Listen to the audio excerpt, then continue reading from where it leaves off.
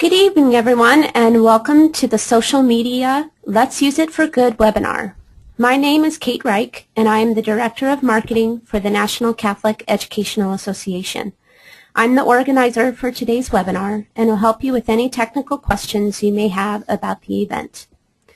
Before we begin, I do have some housekeeping matters to share with you. First, please know that all of your microphone connections with today's webinar have been muted. During the presentation, you may ask questions or provide comments for the presenter by using the question function located in the GoToWebinar panel on the right side of your screen. To ask a question, click on the question bubble and then click into the blank box area and enter your question using your keyboard, and then click Send. Second, the webinar presentation will run for about 45 minutes, leaving some time at the end for the presenter to answer any questions that you have provided. Third, today's webinar will feature two polls. To answer the poll questions, access the poll that appears on your screen and click your selection. Fourth, you will be asked to complete a brief evaluation at the end of this webinar, and your feedback is greatly appreciated. Lastly, this webinar is being recorded, and you will all receive a copy of the final recorded presentation, which the NCEA will email you the link to once the recorded file is available. I am very pleased to present Matt Russell, Executive Director of the NCEA Secondary Schools Department. Matt joins the NCEA from the Archdiocese of Baltimore, where he was the Director of Secondary Education and Tuition Scholarships. In this position, he worked closely with high schools in the areas of enrollment management, marketing and communications, financial aid, and program implementation. He has also been a principal and a vice principal for K-8 schools within the Archdiocese of Washington. Thank you so much for your attention, and please welcome Matt. Thank you, Kate. As Kate said, my name is Matt Russell. I'm the Director of the Secondary Schools Department here at the National Catholic Educational Association, and I wanted to welcome everyone to our webinar on social media. Today, we're going to concentrate on an introduction to the major social media networking platforms and how they can be put to good use in your school community. We will be focused on the global platforms that most faculty, students, staff, and parents are already familiar with, including Facebook, Twitter, and YouTube. The webinar today will be divided into three sections. First, we will have an introduction to social media basics, including terms, definitions, and general user information and profiles. We will then discuss the use of these global platforms in the classroom to increase student engagement and outcomes. And finally, we will turn our attention to how we can use these platforms in external communications and including marketing and branding for your school. In the future, the NCEA will host additional webinars examining each of these topics in greater detail. So without further delay, let's find a way to put social media to good use in our Catholic schools. If anyone saw Kathy Mears' excellent webinar last month on the Common Core, you know that full comprehension requires a complex and robust vocabulary. So let's begin by looking at some basic vocabulary terms to get us all speaking the same language. If during the presentation you need a reminder of these terms and definitions, or if there's a term that I'm using that you don't recognize, please chat in your question and I will do my best to get them all answered. First, a platform. A platform is any internet-based system that manages content. For example, Facebook, that's the most obvious social networking platform. Web 2.0. This refers to a second generation of web-based technologies that allow people to blog and create websites without needing specialized or technical knowledge and training. This has led to a huge explosion of individual created content online. Influence.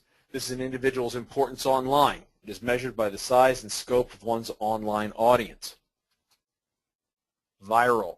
We say things go viral. Anything that is shared across social networks that get passed along rapidly. YouTube videos are a great example of this. A closed group. This is a private Facebook group Members of these groups do not necessarily need to be Facebook friends. And a hashtag, this is mostly used in Twitter. It's a word or string of characters that start with a number sign. Identical hashtags are then grouped into a searchable threads. Continuing on with some more general use terms, traffic. Traffic. This is the big measure that all of your webmasters are concerned about. This is the measure of the visitors that visit your website on any given day, and it's the most important way to measure your website. Trending. This is a word or a phrase or a topic that is popular on Twitter at any given moment.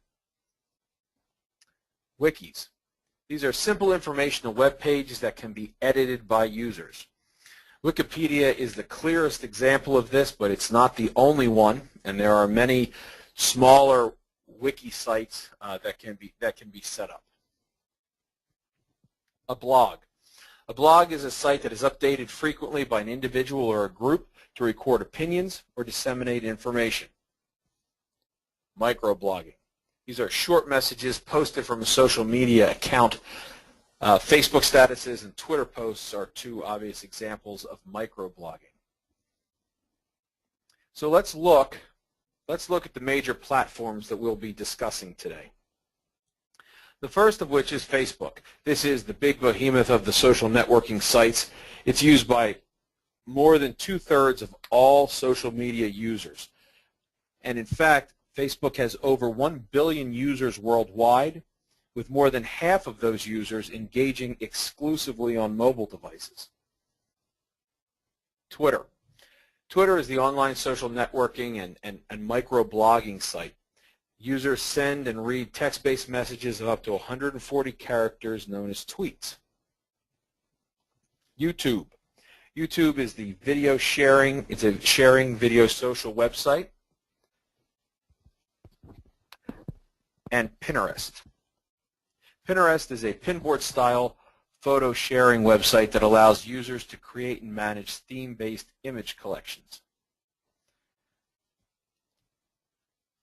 So let's look at the demographics of users on social media. 67% of all adults use social media websites. And as social media becomes more and more prevalent of a fixture in our modern world, social media is not the realm strictly of techies and teenagers hoping to avoid real social interactions, but it is a real thriving landscape with participants from every walk of life.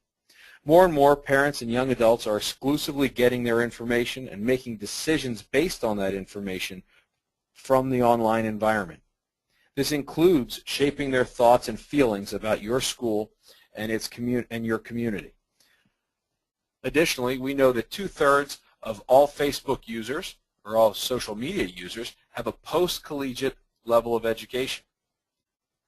The typical Facebook user is a woman aged 18 to 29, and Twitter users tend to be more urban and from more male setting, more urban and male. 64% of online teenagers ages 12 to 17 are now engaging in at least one type of online content creation.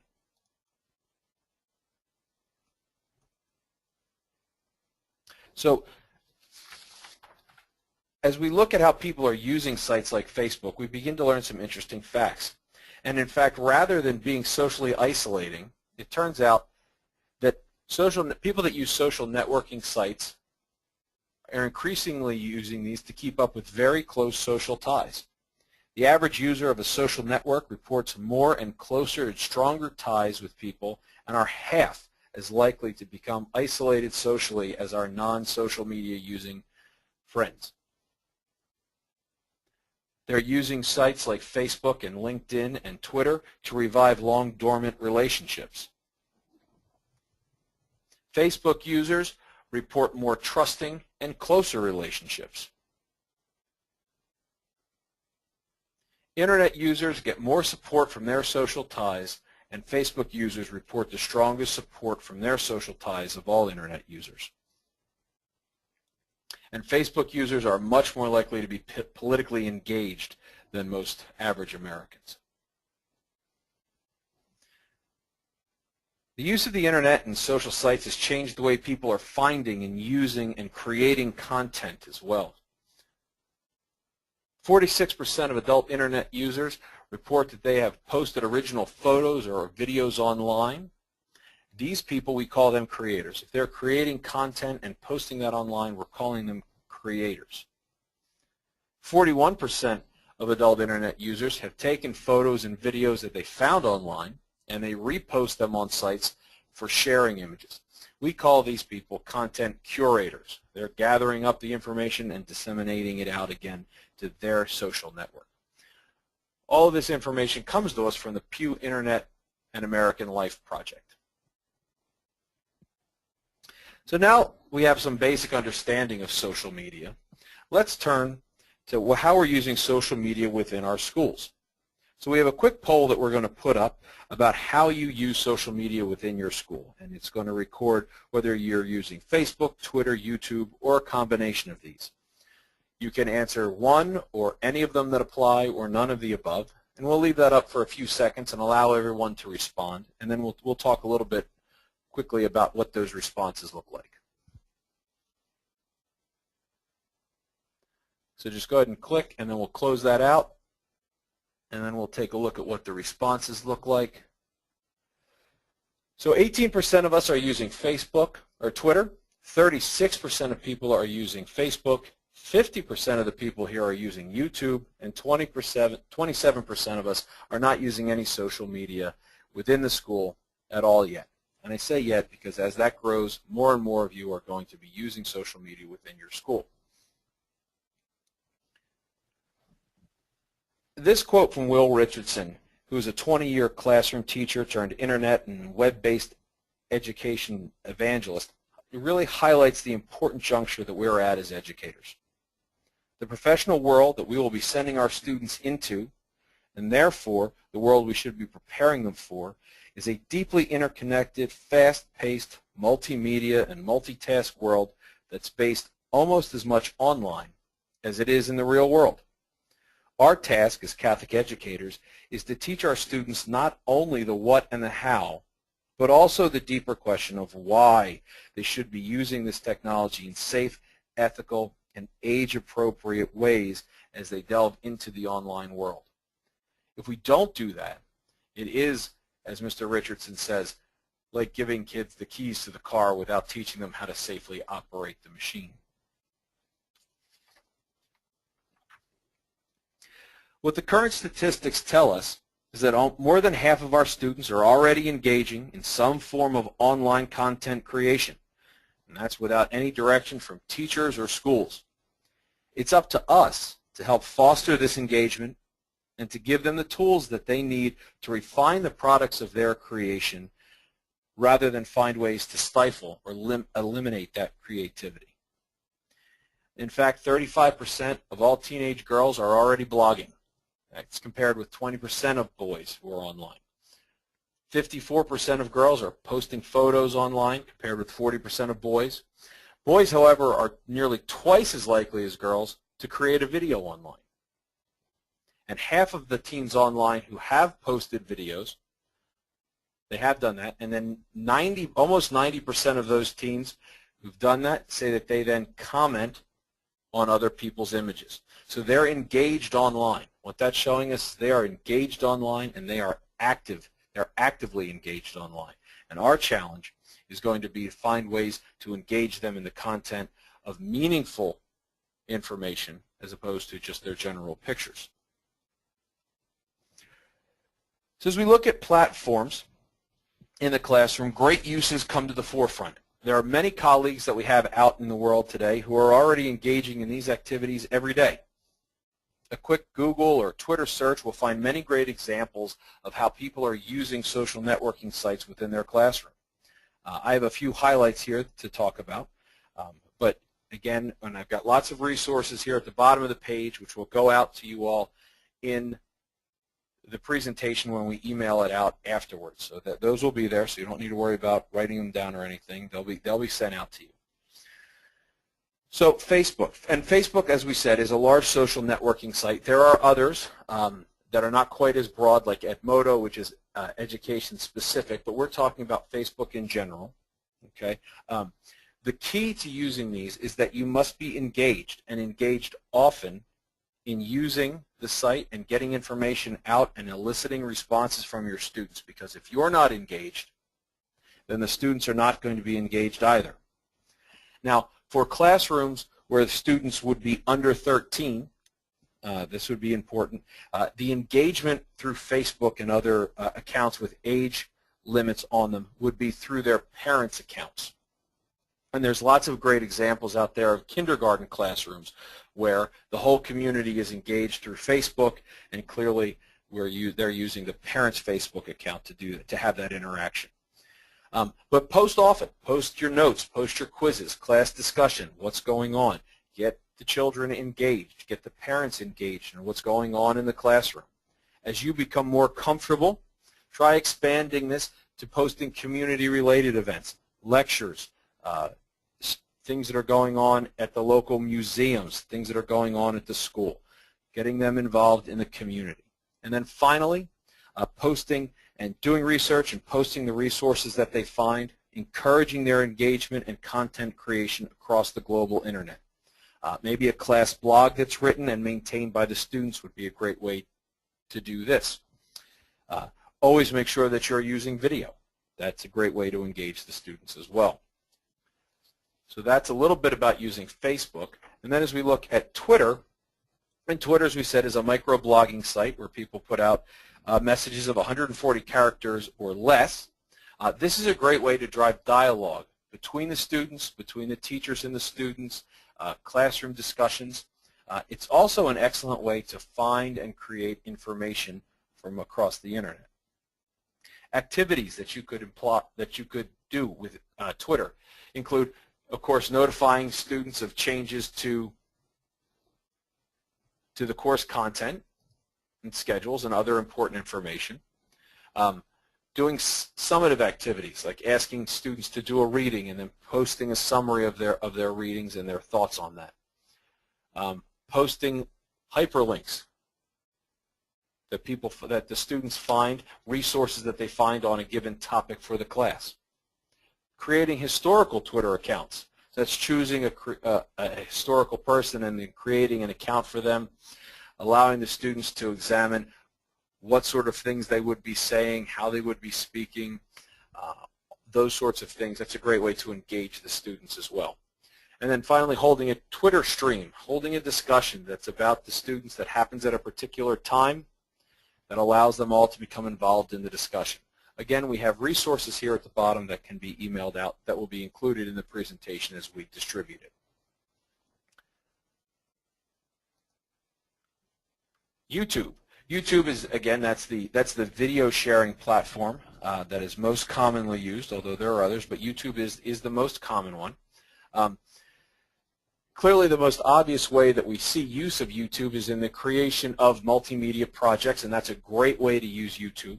But there's also more advanced ways to use it. You could begin to flip your classroom where the students get the lecture and they get the information the night before and they watch the video so that when they come into your classroom, they already have a level of knowledge, and then they can begin more in-depth activities with you there moderating with them in person. The Khan Academy is a great example of this.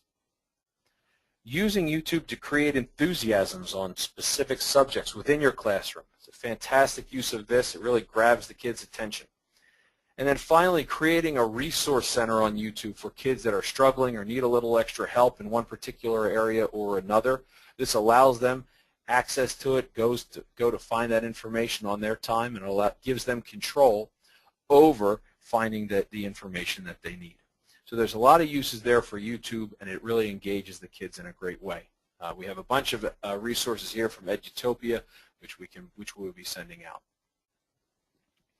So best practices. This is as we look at what we should be doing in terms of using social media within the school. Okay, so clearly the basic rules apply, and many of these rules revolve around simple common sense. You shouldn't engage in activities on social media which might reflect on you or your school in a negative light. Your school should have clearly written policies about the use of social media, and the employees should refer to those policies often. A piece of these policies should be that the school should have release forms for parents to sign for all use of the internet and technology and any place that a child's image may be used. Those are probably already in your handbook, and they should be referred to often. If people need examples of this, we of course can provide them with examples of what the releases could look like. There is some samples here of what a Facebook guideline would look like. Teacher profiles that are separate from their personal profiles. Teachers and students being member of the same group but not friending each other, and that's important. As I said in the first part, there was a closed group where participants don't have to be friends with each other to be sharing information, and that's an important distinction. Having students create limited profiles with controlled settings, and only in that case would you friend the teacher, but in general we tend to not have teachers friending students, creating lists, and then documenting how these tools should be used as a part of the instructional process. Continuing on with some best practices here. Be transparent. Be honest about who you are, where you work, and what you do. Always be a school employee. As the lines between public, private, personal, and professional time becomes less and less clear in the online environment, you should always be acting as if you are a school employee and representing the school. Finally, use a disclaimer. A disclaimer on their social site which says things like, the opinions and positions expressed are my own and do not necessarily reflect the position of my school. So while that is a good thing to have, and it's a good professional practice to have, of course, a disclaimer would never totally absolve you of responsibility for your online behavior, and people should always be thinking that they're going to be held accountable for how they behave online and what they do. So those are some basic online practices that would be wise to include in your social media use policy. So that's been a basic overview of some ways that you can include social media within your classrooms. I hope everyone found maybe one new strategy that they could think about implementing in their own classrooms or in their schools.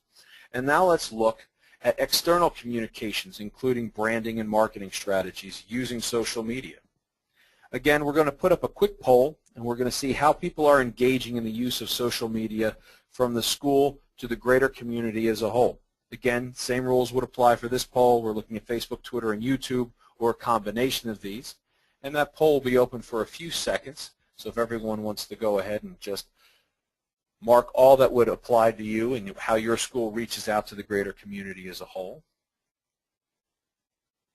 And then we're going to go ahead and we'll close that down, and we'll see what the results say, and we'll talk about those quickly here. So similar results, 25% of people are engaged in Twitter, 77% of the schools here represented are engaged on Facebook. That's much higher than the first webinar that we had, 77%. That's great. 57% of schools are using YouTube, and only 8% of the schools represented have no outreach on social media.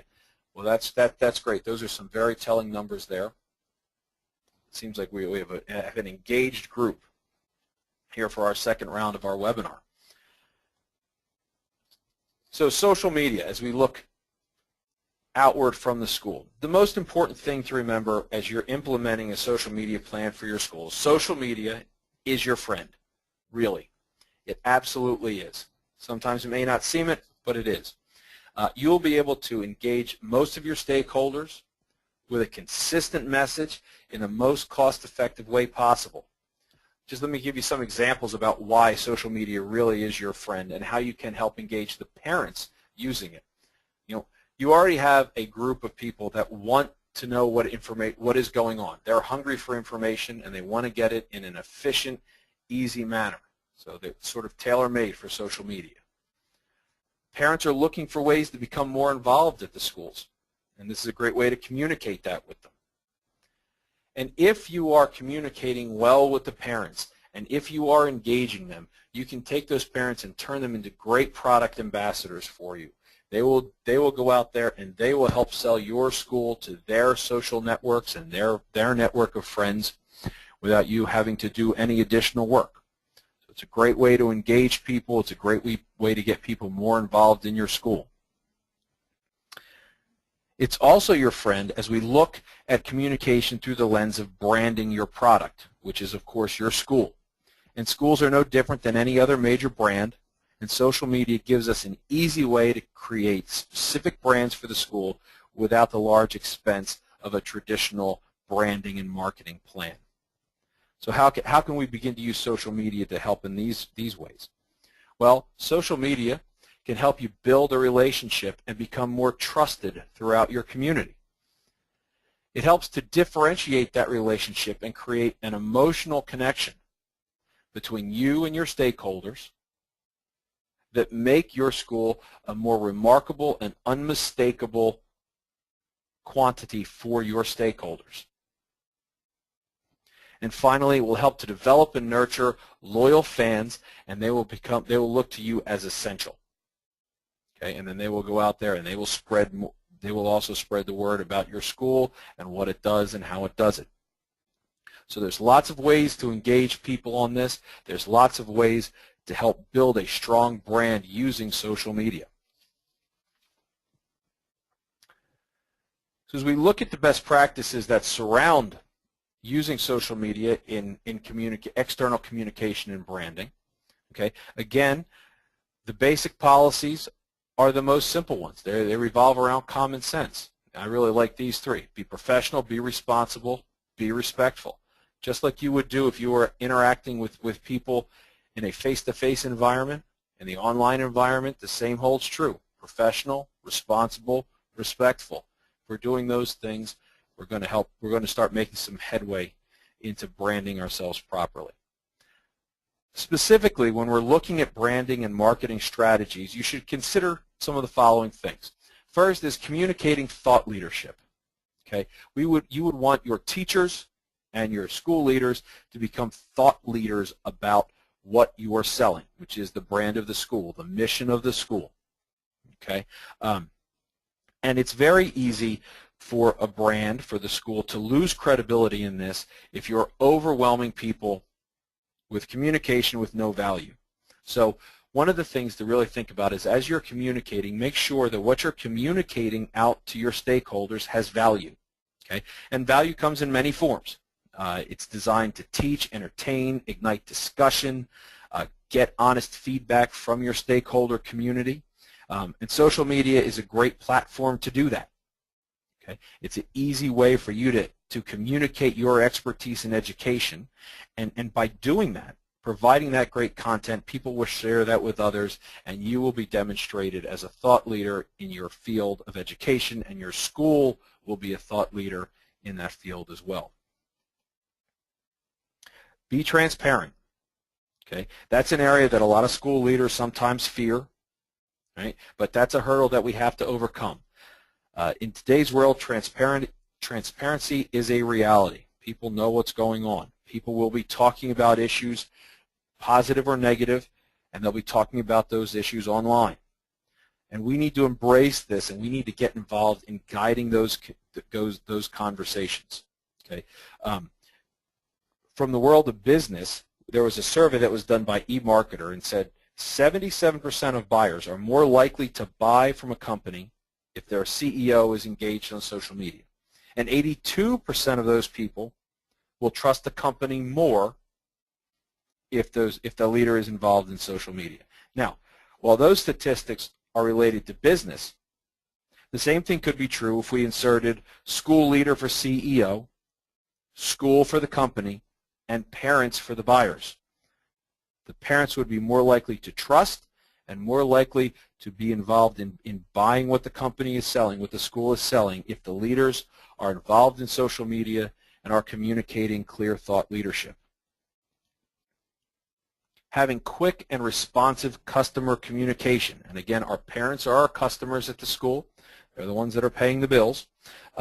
So if the parents know that they can reach out to the school via social media and encouraged to do so, then you, as the school leader, have a perfect opportunity to provide great service in front of your main stakeholders. You shouldn't be afraid of the parent comments and complaints. Address them head on, and often you can turn parents that have comments and complaints about what's going on in the school into great testimonials about how responsive the school is if those parents are handled with respect and attention. So continuing on, when schools are engaged openly in social media and encouraging their stakeholders to interact with them in an open and honest manner, that ensures a certain level of accountability to what you're doing. And what are we accountable to? Well, we're accountable to what we said we were going to be. What mission did we communicate to the parents, and how are we showing that? So if we're engaged in social media and having honest conversations with them, that holds us accountable to be what we said we were going to be. So in using social media aggressively, the brand, which would be your school and its mission, you can hold yourself accountable to provide great services and making sure that you are meeting the missions of your school. Now another thing is, let's keep it fun. Okay? That's another great way to build trust and to build engagement in the social media realm. It's through entertainment. Don't always make it about, the test scores and, those sorts of things. Go back to thought leadership and provide a fun, creative way for your stakeholders to learn about what's going on in the school and what the school is doing. The opportunities for this are endless, really, and it's a great way to involve your students because they're going to love doing these activities. It's a great way for you to help involve your students to create this content, and they're great at it. They're naturally talented at it, and as we said at the beginning, half of them are already creating this online content anyway. Now you're going to harness that and help to use it to promote the school. And finally, be socially responsible. Okay? That's another key way to build trust in what the mission is and what the brand is. Okay? We've got to let our stakeholders know what the mission of the school is, what the mission of the church is, and how you as a school are meeting that mission. It's a great way to broadcast the different ways that you're engaged in service projects and social justice projects throughout the year. And social media, in fact, can help broaden students' horizons about what social projects are available to be done and how they can interact with students, with other students and other children that are perhaps less fortunate than they are. So it's a great way to get out there, broaden the horizons, and engage on different levels. Finally, we have some examples here of YouTube and Vimeo videos, which are up and they will be emailed out to you as well. Most of these videos were created in connection with Catholic Schools Week, and that's a great way for kids to get involved in helping to brand their school is through the submission of a Catholic Schools Week video. And these links are going to be connected with the final presentation when it's emailed out to you, and they will be set. So that concludes this portion, the presentation portion of today's webinar, but I'm happy to take questions at this point and to get everyone involved in the conversation. Additionally, my Twitter handle is there. You can follow me at NCEA MRussell, and we can continue the conversation there as well. And my email address is up if you have any questions that you would like to email me. So let's turn to the questions and see what we have up. The first question is, how do we recommend using Facebook in the classroom? How young is too young? And how do we use it as Facebook as a resource when they're 13? And we can't require parents to have an account. That's true, but again, what the research is telling us is that the vast majority of parents do have an account, and I'm not suggesting that the entirety of all of our education should be moved into the Facebook realm, but it is another way to engage the students where they're at, where the parents are at, because again, what the research is telling us is that the vast majority of them are already engaged in this medium. And I don't think that there is too young in our schools because parents are already engaging with the kids in this. It's creating a well-supervised Catholic environment for us to teach the kids responsible and ethical use of these technologies that exist, because these technologies are not going away. So it's up to us to help create an environment that they can use these safely and that they learn how to operate in a safe way when they're using them. Question here is, how do we convince schools to unblock websites such as YouTube, and you can't access the site even for educational videos? Well, that's a continuing conversation that has to be had with your school leadership, with the diocesan leadership. We're all in this continuum of learning how to engage in this medium together, and we're all moving along as fast as we can. So the best way to do that is to just continue to have conversations about it, to have demonstrations about the educational power that exists within these sites, and continue the conversation. The next question we have is, would we want to get waivers from parents before using Facebook in class? And the answer to that is absolutely. Sure, you need to let the parents know that, and really you should have a waiver from the parents for any use of internet or technology before you get started. Most places have an internet use policy that parents have to sign off on, and you can use there are addendums that you can just put in for the use of social media. But absolutely, there should be waivers before we start using that in class. That should not be a surprise to the parents. You should be clear about how you're going to use it. So let's see, the next question here is, currently starting a Facebook account, and we would like to hide the profiles. Would you recommend that? Well, the more limited you are, the more limited your use of social media is. I think that you have to get in and you have to begin to use the technology and get comfortable with it. And if hiding the profiles to begin with gives the school a level of comfort that allows them to begin engaging in that, I think that's probably a good idea.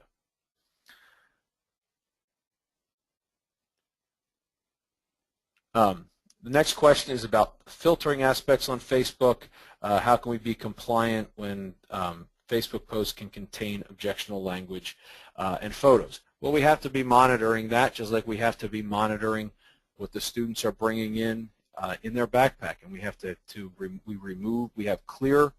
we should have clear thoughts and clear directives about what is and is not acceptable for use on a Facebook page that we're using. And if someone abuses that, then there would be consequences that go along with that. The next question is, at what point are we being redundant about having a school portal for posting assignments, teacher websites, wikis, Edmodo accounts, etc.? There will be a point where you are being redundant, but I think that a big portion of this is making sure that the school itself has a social media plan and has a plan for use of technology, and then that you're following that. You know, and if the school has got a well thought out plan, you should be following that, and that will help. That will help there. Should we have assignments using social media outside of the classroom for homework? Well, it's a good place to post the homework. It's a good place to post discussions.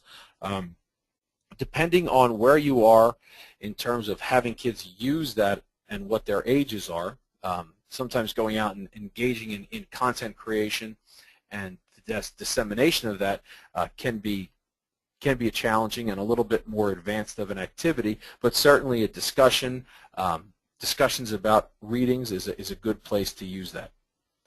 Okay, so this will be our last question, and it says, do we have a person in charge with Facebook accounts and we can approve comments before they post them to Facebook? I think that depending on how you have the settings set, there can be a way to have approved comments, but that really limits the whole idea of social media. Social media is a fast interaction between people, and instead of having kids submit things for approval, really the better choice is to be instructing them as to what is appropriate and what is not appropriate. Because again, we're going to be sending them out there into the world where people are going to be using Facebook and Twitter and email in their professional lives, and we need to begin to instruct them on the appropriate use of these technologies. I really want to thank everyone for your participation and your attention during today's webinar. I really hope that you have found new strategies or thoughts to help guide you in the world of social media, and that you have found a way to incorporate that into your school. Again, my email address is up there. My Twitter handle is up there. If we want to continue the conversation, I would be happy to do that. And I look forward to seeing everyone online at our next National Catholic Educational Association webinar. Thank you. That concludes today's social media Let's Use It for Good webinar.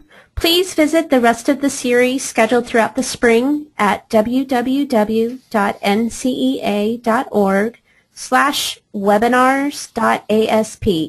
The next webinar will be on religious education assessments hosted in March, and we look forward to seeing you there. We appreciate your time and invite you to visit additional webinars in this series.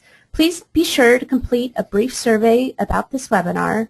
A link will be sent to you by email within the next hour. And please follow Matt on Twitter or send us an email and let us know your experience today and your implementation of these social media strategies. Thank you so much. Have a blessed evening.